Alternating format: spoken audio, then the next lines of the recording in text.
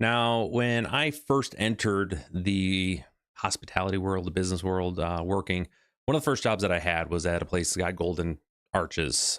We'll let the name just not be out there.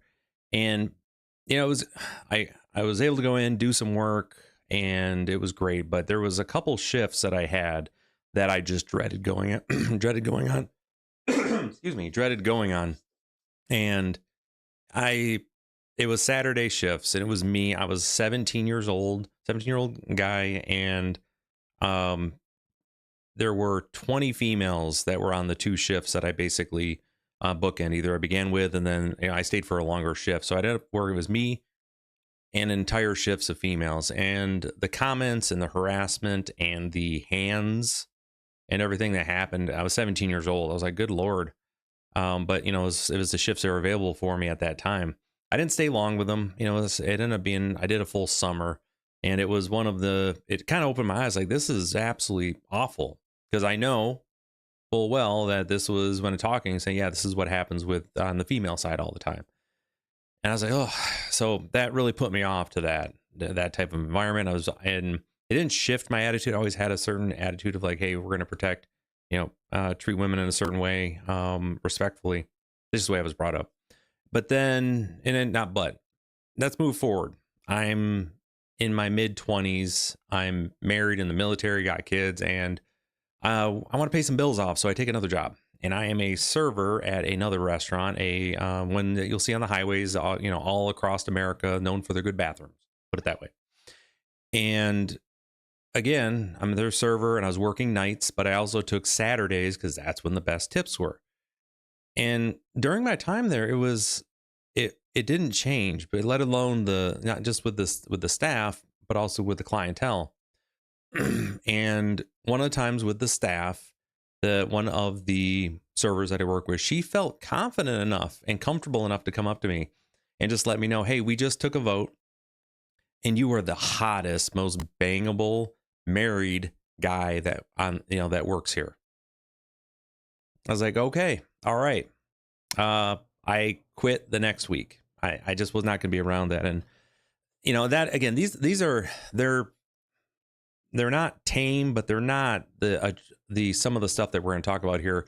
An article we're looking at from the BBC, but hospitality workers right now, in general, have to endure some of the worst treatment that they put on each other, and also from the staff and their management, just across the board, for various reasons, let alone add in the additional stress of not having enough staff, people not wanting to come out, and either hotels travel down, restaurant visits are down, etc. So there's all this extra stuff that's just exacerbating it. And we're going to look at an article today from the BBC that really shines a light on what they're having to deal with across the pond there, but it also really is what hospitality workers have to deal with here, and why it's not okay, and why we need to see a change to it. Again, for those who don't know, my name is Ryan Howe. I am a business coach and exit planner that works out of West Michigan and around the country. I come here live on YouTube pretty consistently every single day, sharing information I share with my clients, and I hope to earn your subscription today. So let's get into this here. Now, again, one of the things we're going to look at here from BBC is this spot here. Hospitality workers experience horrendous harassment. We are not on the menu. That is 100% correct here. Respect for hospitality workers. And again, they describe the harassment as horrendous. It comes as a union has called for zero tolerance towards workplace harassment, which should be in place. Like, that's the thing in this particular, this job, this industry, it exists still, where some stuff are just like, toughen your skin up, thicken up, right? You got to be able to take give and take in this career field. No, you shouldn't. You should be able to just come into work and sling, again, if you're sling some plates full of food at people and not have to worry about being harassed. Like, no, this shouldn't be a thing. Now, branch secretary for Unite Hospitality, Nathan Young, said it was important for hospitality workers to say no more. 100%. Mr. Young, who has worked in the sector for a decade in cafes and fast food outlets, said some of these issues have been endemic in the industry for a very long time. I would say since inception that these have been endemic. Just the way that, again, to come into work and the stuff you have to deal with is pretty rough. Now, there hasn't been change. People in the industry, often young, often not really sure of their rights. The issues that I see now are the same issues that were there years ago. Even larger social changes around feminist issues and social issues, that kind of thing. And again, it's just treatment of others, treatment of each other. It's still endemic. Now, Mr. Young said many young people begin working in hospitality where they encounter bad experiences from customers and management. He said a number of issues have been raised by workers. It could be anything from making sexual comments repeatedly, been on the receiving end of that one, making advances to people who are rejected multiple times. We're not going to skip that one sentence here just for YouTube, but let's just say that there was a list made about some of the folks. It's not good. You can go check out the link is in the description. You want to read that particular sentence. Now, management's attitude is very often comments were made outside at work party, so it doesn't concern us, or they're good for the company. Now, I've heard that one consistently too, where this is one of our either you have a line cook that it's hard to find them, so they're going to some management's willing to put up with them just because they do come into work. But then there's that control issue that comes, and now they start acting or whatever. And I'm just saying always line cooks. That's just an example, but it's the same thing. It's things that in any other industry you'd hope would be stamped out pretty quickly. Now, duty of care, again, the Unite members, Ross Lopez Lister said that union is calling for changes to licensing laws to include responsibility to ensure nighttime economy workers get home safely. Now, that was something that that we did with, excuse me.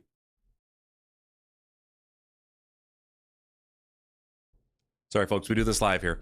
That we did in the previous industry that I work in.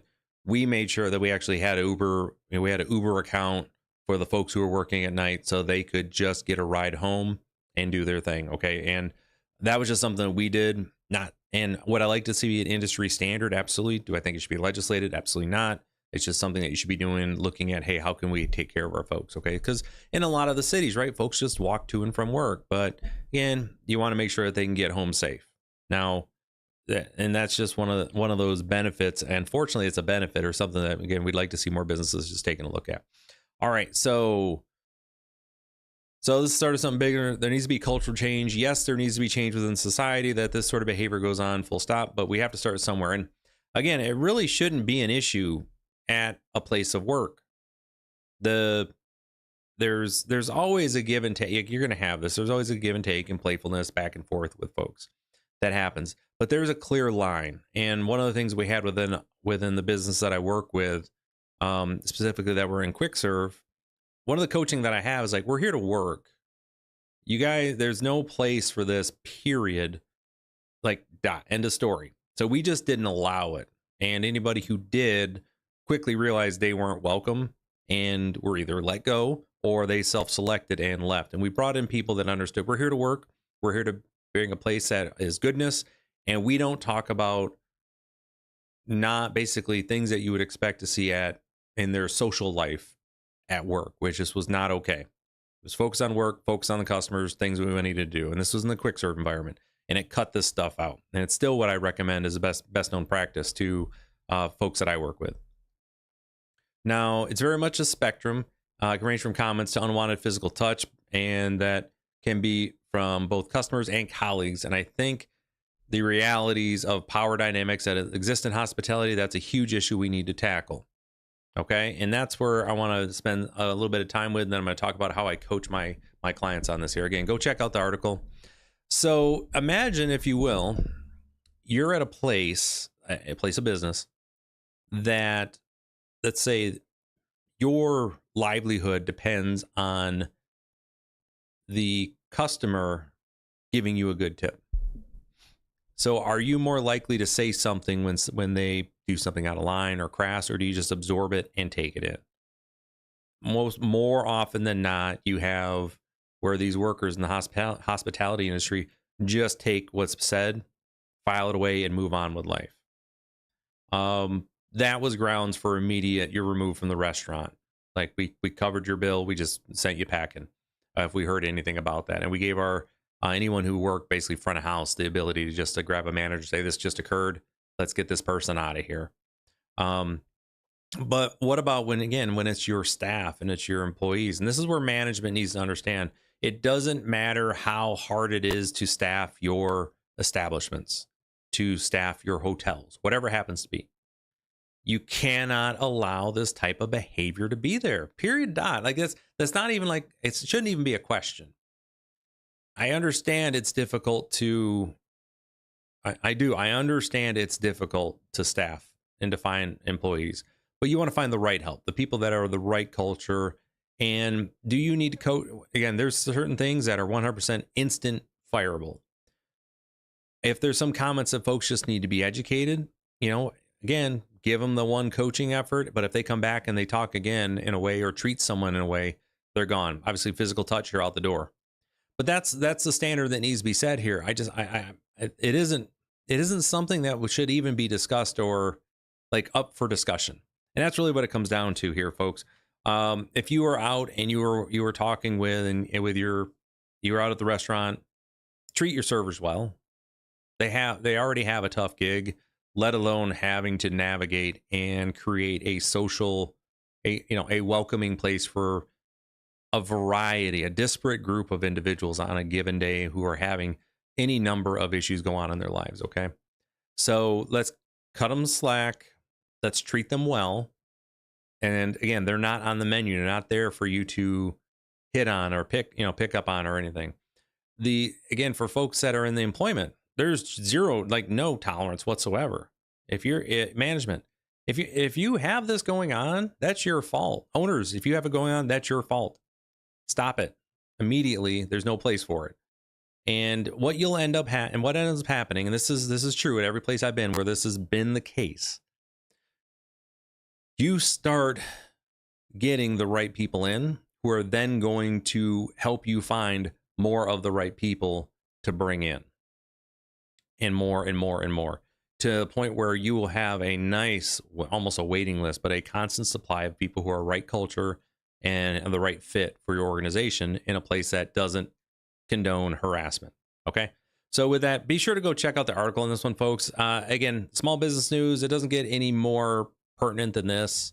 Owners and management, you have 100% control over this type of behavior, this type of environment. Let's get rid of it. There's no place for it.